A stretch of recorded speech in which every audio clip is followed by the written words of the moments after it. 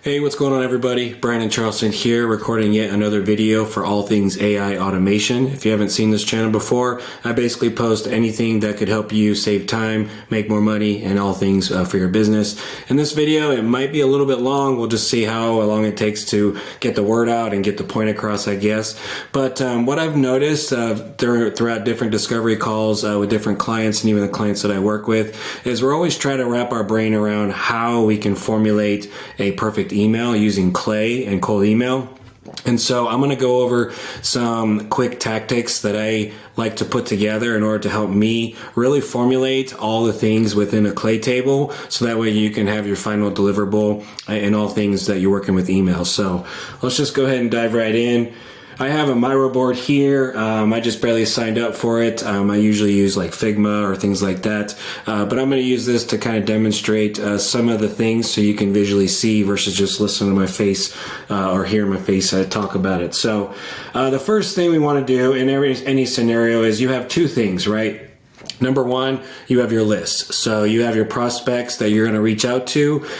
You probably got it from some, data source like Apollo or Zoom Info. It could be web scraping. It could be a number of things, right? But you always want to start with your list, right? So we're going to go ahead and just make a list that we're starting with. And so you have your list of prospects. Ideally, they're your ICP. And these are people that you want to reach out to. And so in this instance, we're going to use cold email, right? And we're going to use Clay to put together all the data points in order to formulate a personalized message so we can reach out to them and they actually respond versus all the spammy nonsense that we tend to get, right? So that's the first thing, is you have your list. The second thing that you're going to want to do is you're going to have your perfect email. So you want to have your perfect email or your offer, right? What's that perfect email in order to send them, your perfect offer? And so really, these are the two things, the start and the finish, or the A to Z, really, as far as what I like to do in order to really start and, have our start and finish. And so anyway, and then in the in-between, we're going to use Clay to put together all those things, right? So let's say, for example, and this is, I don't want to go off, on a whim here, but think about it like this. This doesn't even apply only to cold email. This is literally anything you do in life, any scenario where it could be sales or not sales, just a cold scenario, right? There's two types of people that are in this world. There's the people you know and the people you don't know. The people you know, you can reach out to and it's already warm, so you don't really need a reason or an instance to actually reach out to them. They're just going to listen to you because they trust you and obviously you know them, right? But in a cold situation, cold scenario, there's probably, unless I'm talking to like Elon Musk or something like that, there's going to be far more people that you don't know versus who you do know, right? Think of it like this. This is for all the married people out there. When you first met your partner, right? Think about the first time you met them. What instance or what trigger actually made you reach out to them? Or you can ask them like, hey, was it your good looks? I don't know. There's a number of things, but there's always going to be some reason why they actually reached out or why you actually went to them, right? There's a number of things. So here's another scenario. And I'm trying to think psychologically, or have you kind of wrap your brain around psychologically the reason for breaking the silence of a cold scenario or a cold outreach, right? Here's another scenario. Let's say you're in an elevator and it's you and one other person, and you notice that they have like this, say, a white shirt, and they have this huge like tomato stain on their shirt, right? If you're just standing there and just whistling away and you punch in your number in the elevator and, you just don't say anything, like, no sweat, who cares, right? It's just what it is, right? But you wouldn't necessarily throw your elevator pitch at them because it's not relevant. Well, you don't know that. But I bet if you were a gentleman or, astounding young lady, or, if you were just a nice human, you would probably say, hey, just want to let you know, you got something right here. You know what I mean? There's the trigger, right? And then you could probably offer a solution. I don't know. Here's another shirt for you. I don't know.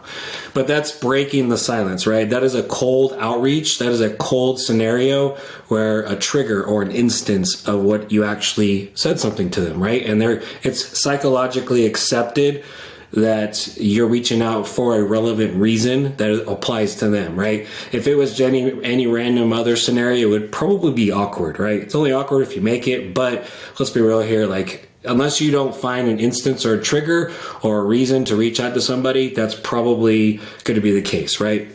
I'll give you one more and then we'll move on. Let's say you driving around, right? You probably live in a country or the world where there's cars all around you, right? And in the sea of cars, when you're driving and you notice, I was going to say a gas, your gas lid is open, but we don't see that too often, especially now. But let's say you are driving around and then all of a sudden the car next to you that pulls up at the streetlight has a flat tire. And then you're just minding your own business, right? You're driving along and you're just another car on the street trying to get where you want to go. But you notice that they're driving on a flat tire and they have no idea. In fact, you probably look inside the car and you're like, all right, how does this person not know? It could be an old lady. I don't know. Maybe they don't have a clue and they're just rolling around on a flat tire. You may want to try and get their attention. Just be like, hey, you may want to, get that spare on there, right? You may want to fix that, right? Because that's an instance, or you're noticing a problem for what they have, and then therefore they're going to need a solution. Now, here's the thing too, is if you happen to be a mechanic or you happen to be a strapping, young lad, or whatever. I'm in Utah, so I don't know why I said that. But if you are a gentleman or a good person in general, you're probably going to want to offer like, hey, let me help you with that. Let's pull over and let's get that spare on your vehicle, right? You're providing a solution that is relevant and valuable to them, right? And so, again, psychologically, that is a cold scenario in which you did an outreach and you provided them something that is helpful and valuable to them, right? All right, I'm going to get off my cold scenario. This is no different when it comes to reaching out via cold email. And as we all know, if you don't already know about cold email, it's obviously one of the most agnostic, cost-effective ways to grow your business in order to offer your product or service, right? And so aside from all that, there's obviously a lot of mediums and a lot of areas, but this is going to be solely focused to cold email. And so you have your list and you have your email. Now, what we want to do is, let's just say, I'm not sure how to... We'll just see what we can do. Let's just bring up a text box. Okay, let's say, hey, first name, right? We're going to say, we'll just keep it easy. I came across your profile. If you're using this, it's very boring. Don't use it, but I'm just going to do it for example purposes. Your profile and, I don't know what's going on here. We're just going to keep that as is. Anyway, don't mind me while I work on something here. All right, let's draw this out. Come on now. Okay. Hi, first name. All right, and then what we're gonna do, cross your profile and noticed you have something in your teeth on your headshot. I'm just saying an instance, right? It could be like, hey, I noticed, congrats on your first job. I noticed this, or I noticed your recent post. You left this company. Cool. All right. There's a problem. You got a flat tire, right? Something like that. So we want to do this, and then here, obviously, it really depends. There's a number of ways you could do this. I'm just giving you just a quick scenario here. Usually you'll want to do like a case study, like, hey, I noticed this. I have a solution for that problem. Or, I've actually helped so-and-so do the same thing, right? So you're going to do a case study or some sort of offer, right? Approach. And the reason I'm saying this is because This is obviously just one way to do it, but there are an infinite amount of approaches and ways too, which we'll get into here in a second. So what you want to do, and then obviously you have your call to action, we'll call it CTA, and then your, cool. All right. So this is just an example of what that perfect email is, even though this is definitely far from that. And so the two other things you're going to want to do is when you have your email, right, is break down what could be AI generated and what is a data point that could be either scraped or enriched or things like that. These are things in which we're going to go into Clay and to put together through different scenarios and formulate with AI and different integrations in there. And then it's going to essentially, we'll put it together and then we'll put it into our outreach campaign platform, through Instantly or Smartly or whatever you use. And then you basically send it up from there, right? That's how you put it together. And so, one thing, just going off of this one, clearly we know first name is a merge tag that we can use. Came across your profile, you have something in your teeth, in your headshot, or we'll change this up. We can be like, let's change the instance. How about this? Let's see here. I saw that you attended the 2024 best hairline. I did this because I just got my buzz, but best hairline trade show. Let's see here. It could be. This is where I'm talking about. Like it's really hard to narrow it down, but this is exactly.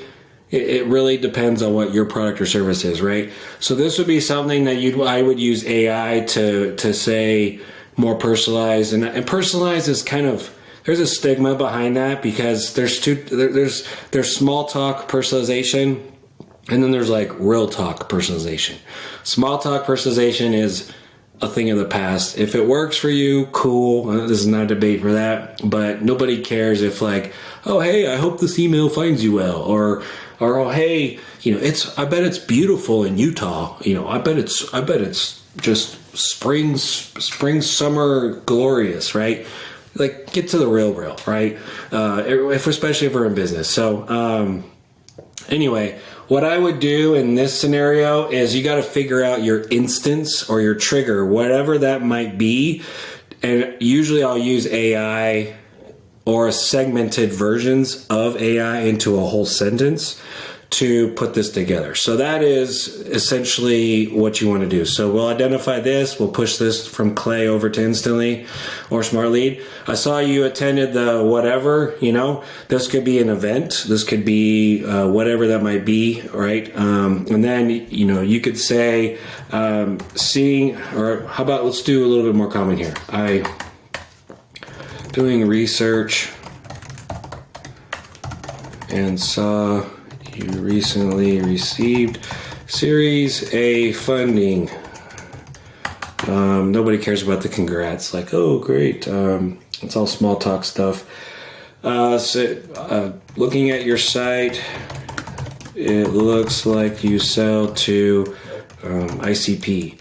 And what we'll do is you can use AI and Clay to essentially have Clayton visit their website, and then you can identify probably what their ICP is, right? And then have AI output, say 2 or 3 job titles, what it looks like. And so as an example, I'll have first name, and then I'll have ICP inside Clay to submit that. So, and then you could do your case study, and then you do your call to action, right? So this is essentially what I do to put the pieces of the puzzle together, or to mold, no pun intended, Clay, but to mold your good email of what that perfect email looks like. So you're going to do a combination of data points through AI formulas, and that sort of thing to really do it. And the reason it's difficult on this video to really do that is because Clay really is like a Photoshop for all things data. I mean, it is infinite as far as being able to scrape and really get what you need to have in order to do it. But that's super powerful, and that's why there's definitely a learning curve to it, is because it's like having a blank canvas saying, all right, go. And you're just like, well, where do I even start, right? So these are frameworks in which you can hopefully do that. So I would say start with your list, right, of who you're reaching out to, and then start with the perfect email, like actually write it down or put it in your notes or something, and then start to break apart what is consistent here, what are things that you could, put into Clay that you can do as far as pushing that through Smart Leads or Instantly, and then we'll go from there. Now, here's another thing that I'm doing with my clients is breaking the anti-trend. So, or breaking the trend, rather, I should say. You want to go anti-trend because I don't know who, maybe it's just because email's been around since like the 70s, but generally speaking, especially in a business scenario, you pretty much notice that nearly all emails that you get is some sort of letter, like, hi, Brandon, I was doing blah, blah, blah, and then here's my signature. And then some people even put signed. Like, who does that, If you do that, I apologize. Stop. Anyway, I digress. But then what you want to do, though, is, here's another one that I actually saw on Reddit, of all places. Reddit is a good source, by the way. They give you the real world there. So they'll say, hey, Brandon, and instead of doing comma, enter, I'll just go, let's see here. I know you're busy, so let's see here. We'll go 1, personalized message, and then 2, case study, 3, call to action. I don't know, something like that. Like, keep it plain text. I'm not going to say keep it boring, but keep it technically boring. Like, the more technically boring you can make it, 2 things. It's probably going to land in the inbox, and it's probably going to catch their attention because it's different, right? It stands out, especially if it's personalized. And so I would say try to be keen on what cold emails that you get in your own inbox, and try to notice if it actually catches your attention, like what was it? And even look through your inbox. See what instance people used in order to reach out to you, or they just go straight for the kill, just like this one. Like, that's just a blow by. Like, hey, if I were to call you and be like, hey, I'm not going to be like, hey, I noticed you have a ketchup on your lip or whatever. I'm just going to be like, hey, I know you're busy, so I'll get right to it. I have this, and this. Just like the spare tire example, or the flat tire. Hey, notice you have a flat tire. Do you want me to help you with that? That's it. You don't need to talk about like, hey, I could help you with this, and we should have a call about it, and let's discuss what the best spare tire is for you, and let's book a time to onboard. Like, just get to it. You know what I mean? It's either relevant or not. So I'd say try to make your emails very creative as far as text is concerned, but make it technically boring, because it's going to land in the inbox, and it's actually going to be the anti-trend. So anyway, that is kind of how I do that. And so we didn't get quite into Clay. I feel like this pretty much covers what it is.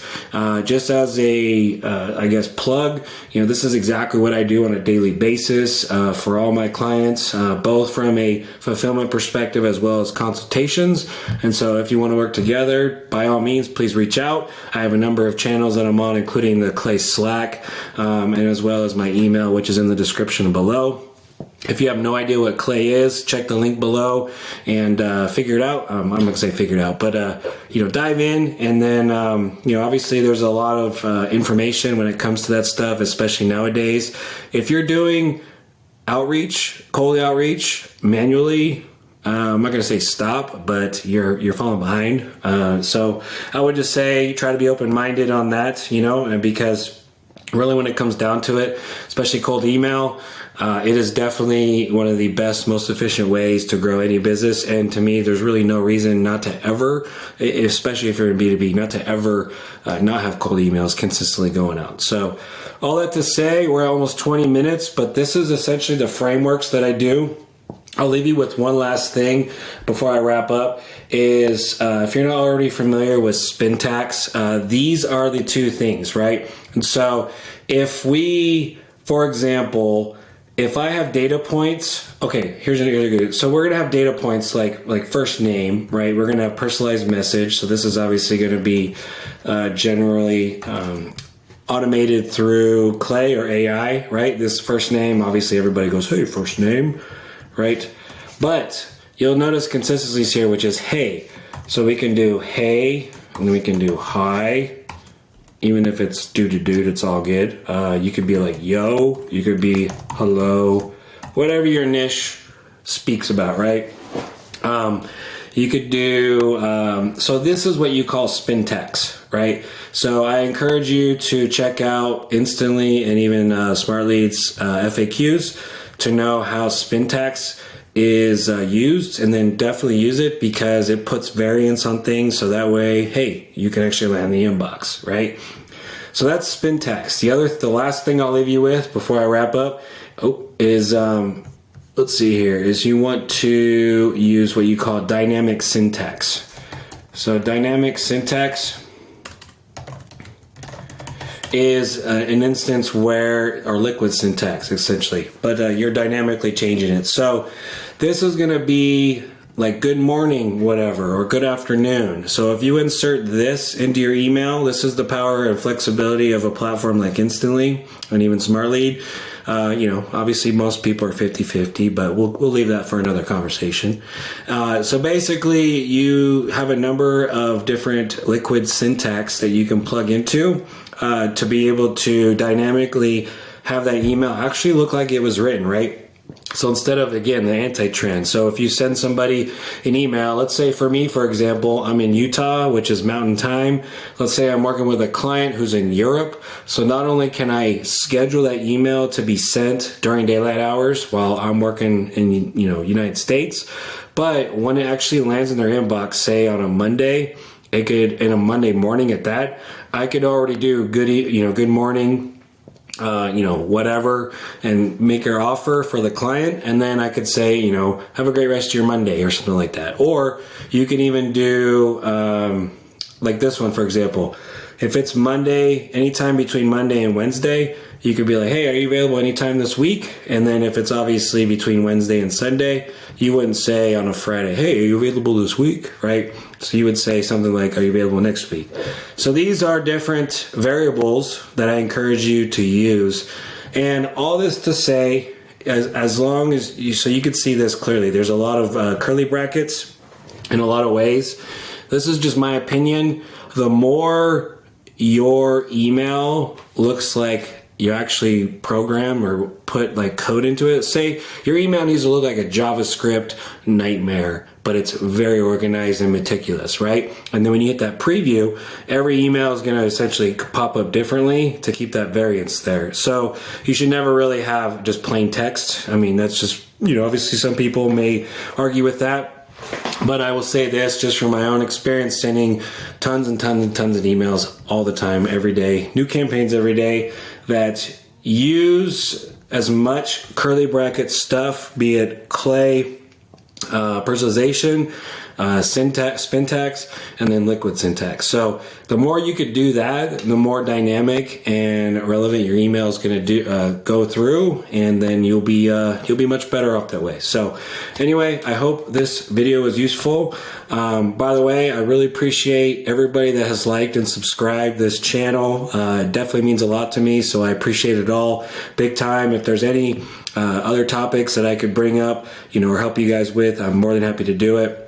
I do have other videos planned for based on what you guys reached out to me too, and so I definitely hear you and see it, and I'll definitely make time for that. And so that said, again, like and subscribe, and I appreciate you watching. Take care.